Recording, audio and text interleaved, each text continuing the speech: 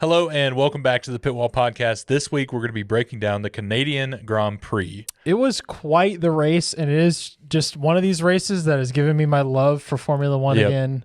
I thought it just the whole weekend was, you didn't know what was going to happen. Somehow Max ended up winning. Yeah. Before we get into it, just be sure to like, subscribe, and follow at the Pitwall Pod. As always, the way we're kind of doing this now is this is going to be a brief overview of what happened at the race, just the kind of the high level points.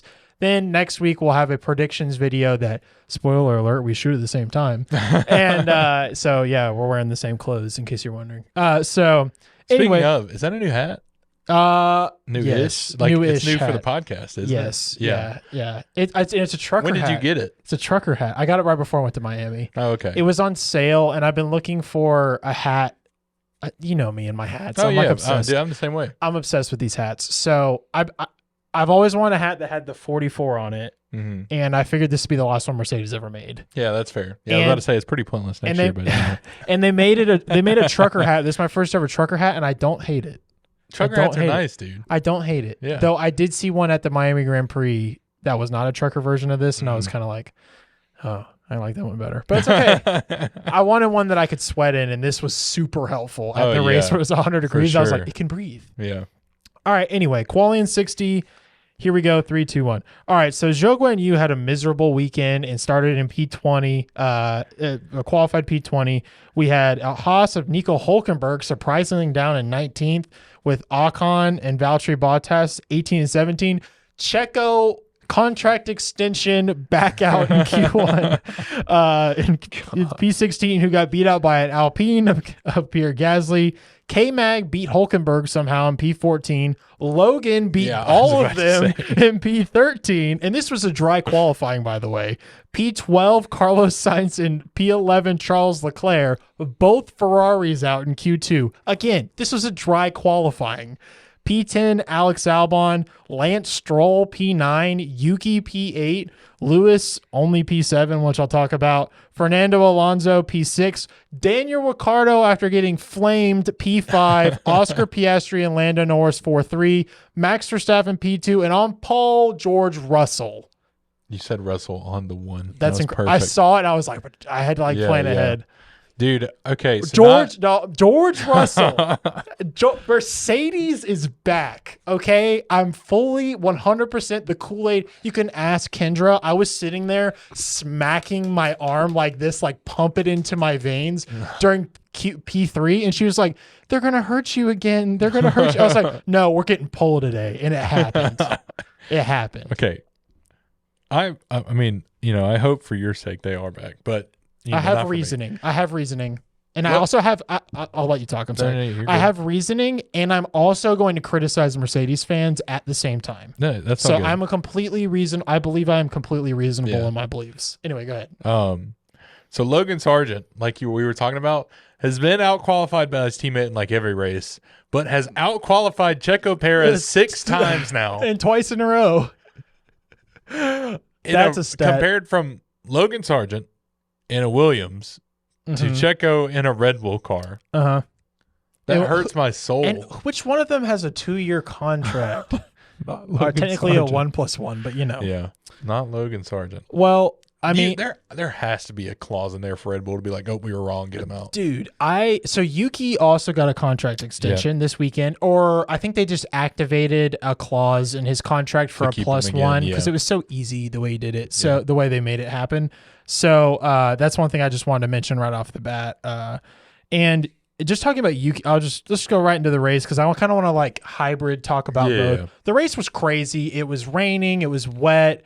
Then it was dry, and it was raining again. The tires strategy was all over the place, especially if you drove a Haas or a Leclerc Ferrari. But anyway, Yuki got a new contract and did qualify well, but he just got unlucky with the way everything worked out, and it ended in P14. Ricciardo beat him, which doesn't happen that often. Yeah, no. Ricciardo wakes up in 3 races a year, I feel like. He does this one. He's always good in Mexico, and then he just It's always when people are at their last, okay, he's done. He's a genius. He puts in the. I know he doesn't, but if he knows and he puts in the minimal effort possible, I'm impressed with him. Oh yeah. He's like, oh, this I need to perform now. Okay, cool. Seriously, it's like we're getting a glimpse of like what could have been. And I we're know. Like, oh my gosh. Oh. So he finished P8. Had a 5-second penalty for a jump start because he had a dragging clutch issue. Oh, it was an issue. I didn't know this. Okay. He also, I mean, it was a great race from Daniel specifically, but I was just happy to see him in the top 10, bro. Dude, I wasn't expecting it. I mean, I was after the qualifying, but like I had told Kendra, I was like, something's gonna happen. Like Daniel Ricciardo does not get this lucky like twice, like 2 days in a row. No, and so what we're talking about, if you didn't see, is I'm always confused how to pronounce his name, but I've heard some people say Jacques and some people say Jacques Villeneuve. I think Jacques. I believe it's Jacques Villeneuve. Yeah. Crofty says Jacques Villeneuve, and Crofty is king. So. Yep. And that's I love the name of the track, even though apparently the dude is a complete jerk, like a little bit, and everybody was annoyed with him. Yeah. There was a pre-show with him and Danica Patrick in it, and I was like, this viewership must be low because all the people don't like Danica Patrick, even though I like her. Yeah, but all everybody else doesn't. So he just talked crap about Daniel multiple times, and apparently Ricardo didn't even hear about it until after qualifying, and yet he still qualified well. It's like something was in the air. So he was like he gets all these excuses. But let's go into some drivers. Let's go through some of the lower ones. I actually want to save Haas because I mentioned, that's fine. We mentioned Ricardo. We can talk about Red Bull. Yeah, let's talk about Red Bull because it's pretty straightforward. So Checo P16 qualifying, then spun out, retired, received a 3-place grid penalty for limping his car back to the pits. It was an unsafe condition. Yeah. So he's got a 3-place grid penalty for Spain. So that means he'll be P20 next week. I didn't get it at first. That was good. Yeah, P19. At best he's starting P5 because he's not going to beat Max, right? So at best he's starting P5. Yeah.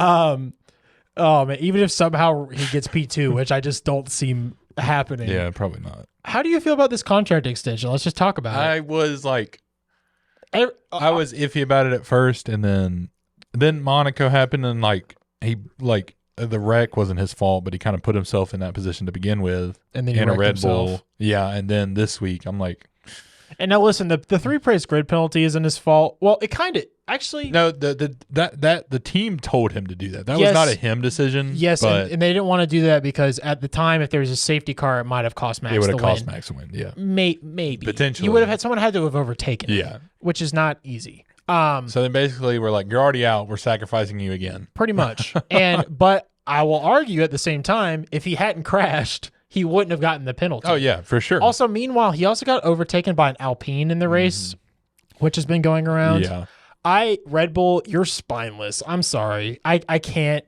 I am actively telling you to sign a better driver.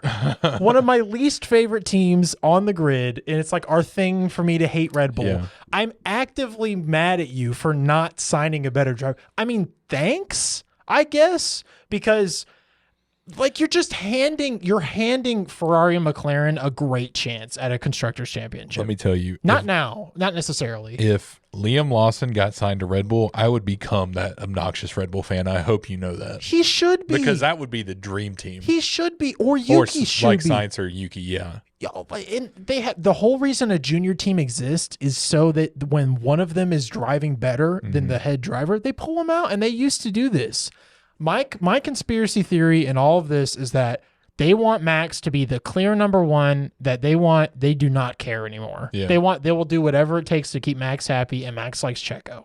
That's the only logical reason. But still, like, I mean, Liam's like good, but I don't like, I mean, Max would still be number one. I'm sorry. If George Russell was doing as bad as Checo is right now, even with Lewis leaving, they would replace both. They would replace him too. They absolutely would. You think George Russell would get replaced? Yes, they absolutely would. I don't think so. Dude, they would call Alex Albon and he'd be there in 5 minutes. I don't think he would replace I actually George don't know Russell. how long the drive is from Grove to Brackley, but it'd be fast. Okay. Yeah. Okay. Well, yeah, because they're not going to replace George Russell because he's doing well. No, I'm just saying if he was He's doing bad, I don't think in one season. Okay, fine, not in one season, but this is a pattern. Yeah. This is a pattern, and it's going to keep going because I actually agree with what Dr. Marco said. Newsflash. He said that all of this is psychological. Checo said it was. He says the whole team is being there's psychology going on because they all it's all doom and gloom, and maybe the pressure finally got to them over all this fake or real Christian Horner news. It doesn't matter. It's all pressure on the team. I mean, it does matter, but you know what I'm saying? The psychological thing, plays into what my conspiracy theory was 2 weeks ago. I'm with you. Just saying. But I'm just saying, as a driver, you have to overcome that. Yeah. And and there's lots of drivers. Valtteri Bottas is a perfect example that talked about this openly, about having pressure and having to learn how to do it. And he beat Lewis Hamilton in the same machinery 10 times. Yeah. That's not a lot, but he also wasn't crashing like this. He wasn't qualifying P16. Yeah. And listen, we'll move on because I don't want to go this too long on this. But I just want to also say that I liked Checo. I was so happy when Checo got signed to Red Bull. Genuinely happy. I was pulling for him to get a top seat. I even wanted Mercedes to consider him, but I thought Bottas was doing well enough because.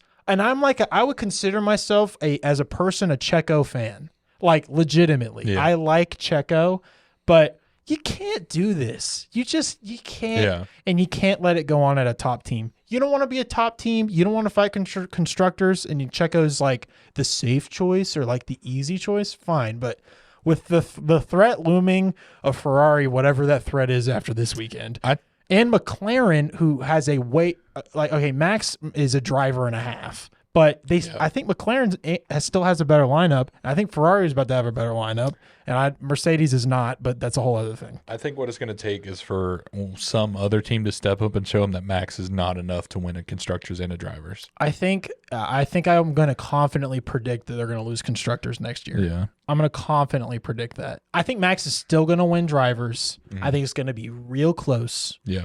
But because Max is so good, unless Adrian Newey was the complete secret and they just blow it over the winter. But I don't see that happening. Yeah. And I think they're going to lose constructors and then be bad in 2026. That's my full prediction because of the engine. And they're going to blow their last chance at a relatively easy constructors championship if you throw Yuki in there.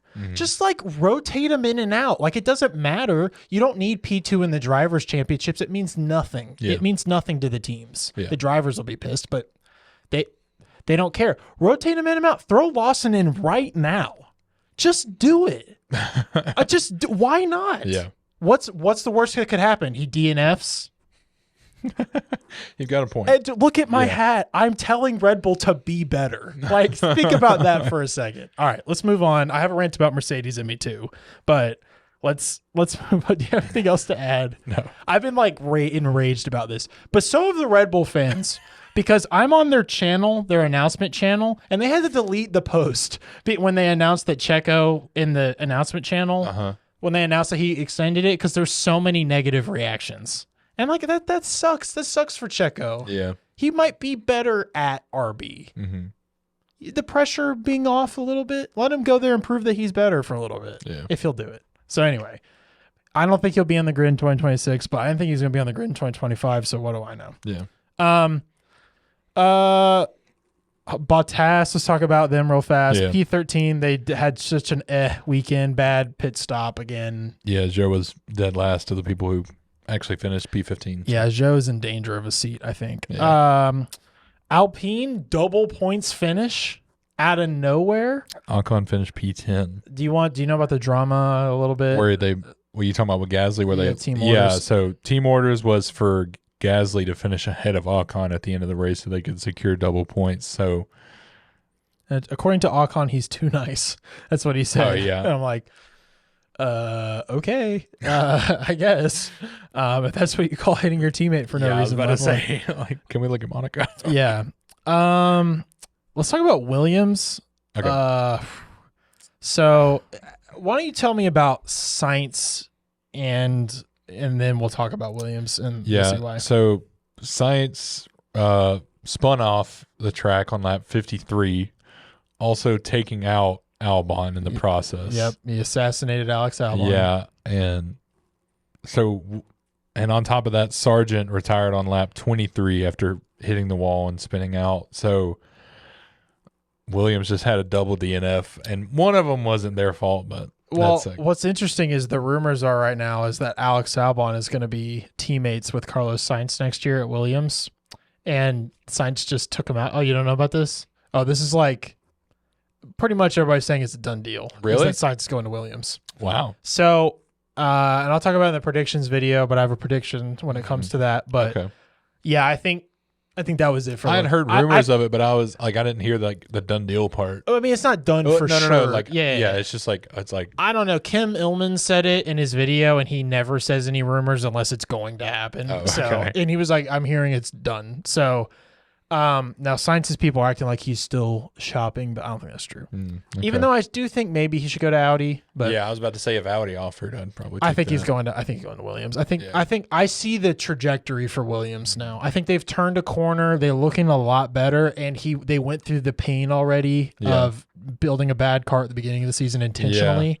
I believe in Williams. I believe that they can be better. I'm not saying he's going to win a world championship at Williams, but also Newey is apparently considering going there. So you never know. Yeah. Like they might turn it around here in 2 years and Carlos is going to get a 3-4 year contract probably from there. You don't know what happens in 2026. Mercedes builds the best engine. I'm just, the rumors are saying it, not me, that they're building the best engine in 2026 and they have a better head designer. That's all it takes. Yeah. Based off how the 2026 regulations go. Anybody else that's interesting before we get? Oh, I'll just mention Leclerc since you mentioned Sainz. Yeah. Had an engine issue to start the race that was costing him about a half second down the straight. Then they made a tire mistake later in the race where they put him on hards and tried to make him they told him to just try and survive.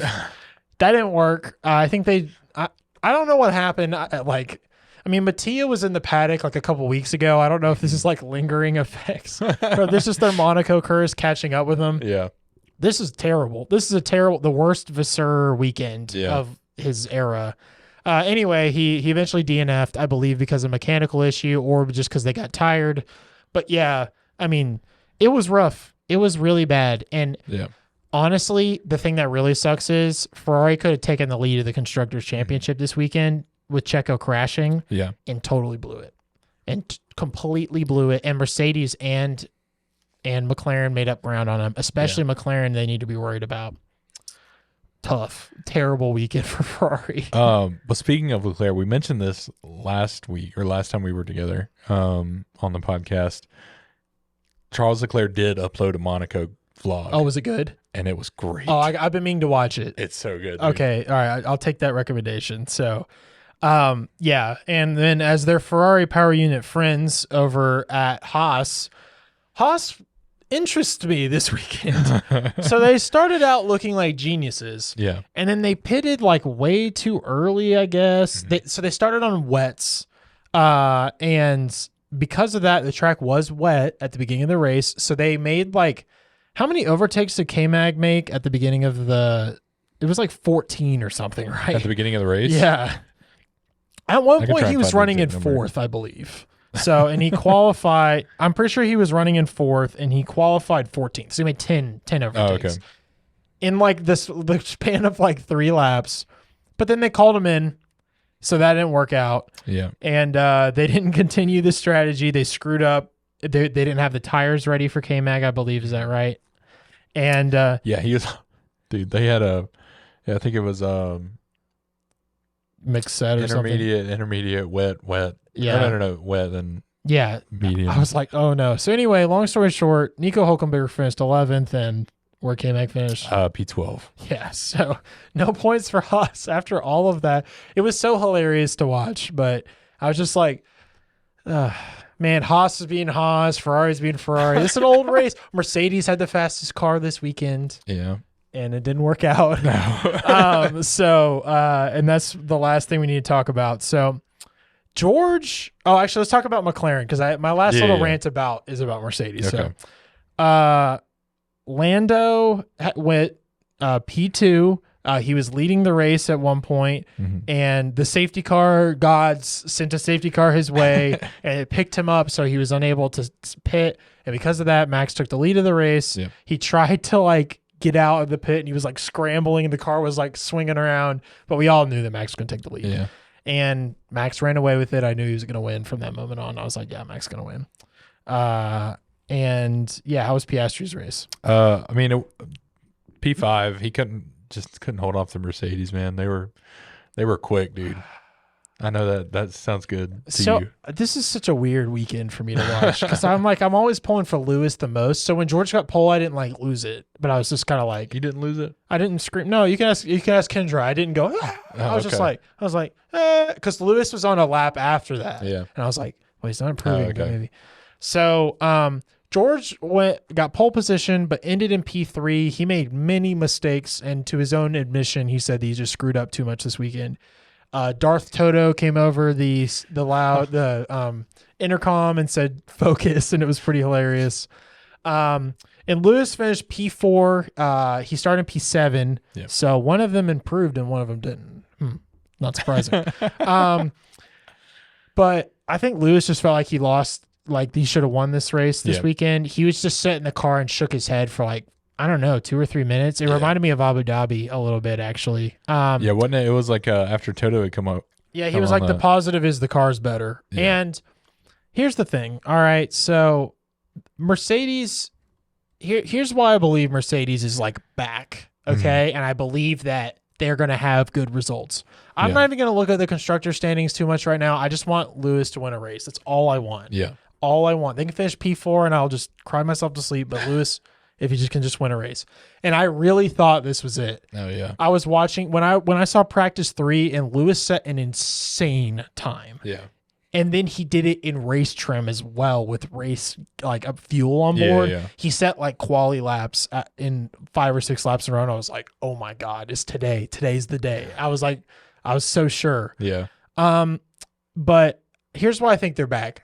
Their front wing that they brought was the wing that was like, all right, if this doesn't work the way we thought it did, we're screwed. Yeah. And for the first time in 3 years, it actually worked. And they actually understand this car now. They didn't understand either of the cars before. And as I said, I'm pretty sure what's happening is this is James Allison's first car. It's his first update. And the fact that they spent all of this time screwing around, building the wrong car. This is their first real attempt. And they're bringing a new floor in Spain, and they're bringing updates in Austria, and they're bringing updates in Silverstone. I'm not saying they're going to be the second fastest team or the fastest team, but I think in certain weekends like this, if they get their crap together, they can win. Yeah. And they screwed it up this weekend, but I honestly don't think Lewis would have won. The way this race went, I honestly don't think he would have won. I honestly think Max was going to win, and I think he would have been P2, which would have been great, but but he finished 4th. He had a little fight with George. But Mercedes didn't finish in the top 5 this year. So other than so it's a big improvement. I just have a lot of hope, and it just seemed like they can't get their strategy quite right now. But that the car is there, and I think in a traditional track like a Spain, maybe I'm not saying they're going to win in Spain. I'm saying like Spain. Yeah. They can win a race this year. And that's the way, if the air is there of like McLaren won, it's like, it feels like it's possible. Yeah.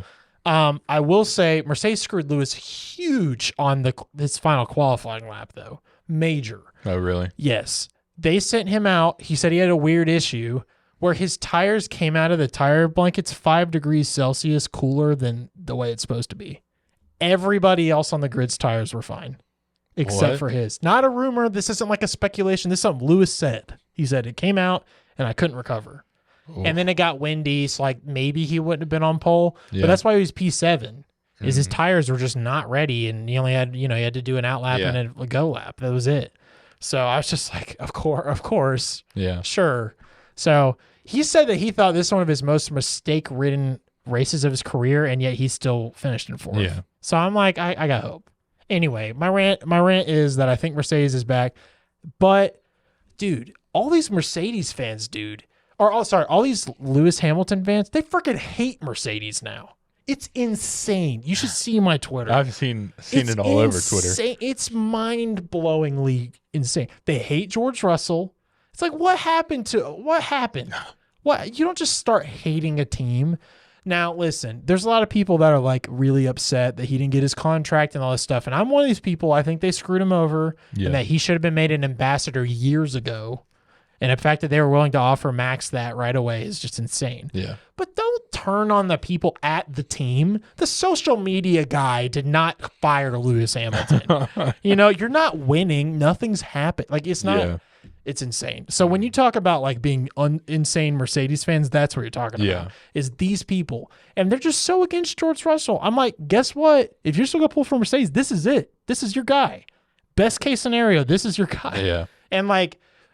And then in closing about Mercedes, I heard this rumor that they're gonna take Esteban Ocon for a year if Kimi Antonelli doesn't seem like he's ready, and then bring Antonelli in 2026. Ugh. And now Mercedes, even though I just said that you don't hear any social media, I am now talking directly to you. Don't do that. Just take Kimi Antonelli. You're not winning constructors next year. Yeah. Just take Kimi Antonelli, test year, boom, there you go. Mm-hmm. All right. Winner and loser of this race, Austin. Thank you for letting me get that off my chest. You're very welcome. Winner, just going to give it to Max. Yeah. Glad he brought it out. Loser is probably going to be, honestly, Albon, because he had a good stint there, and I thought he was going to be towards the top of the field. Yeah. And to have that taken out, that sucks. I'm going to go winner Alpine. I know that's a weird. Yeah. But they double points. Yeah. They're making improvements. They whipped Ocon and they put him in and fired him. Yep. And then said, "Do my bidding," and put Gasly in front. And then he did. Yeah. So they're winning. Something, whatever's going on, is working. Loser. There's so many people I could throw. Mm-hmm. I'm going to go the wet tires because they never get used. And clearly that was the right. They could have all done it and we would have got a whole other set of pit stops. But instead they just all had to tiptoe. Yep. Anyway, clearly it wasn't the ultimate right strategy, because obviously the way to win a race is to go the fastest the whole time on average. Yeah. But still. But yeah, that's about it. Thank you for watching. Be sure to check us out next week for our predictions video. And we'll see you then. See ya. Bye.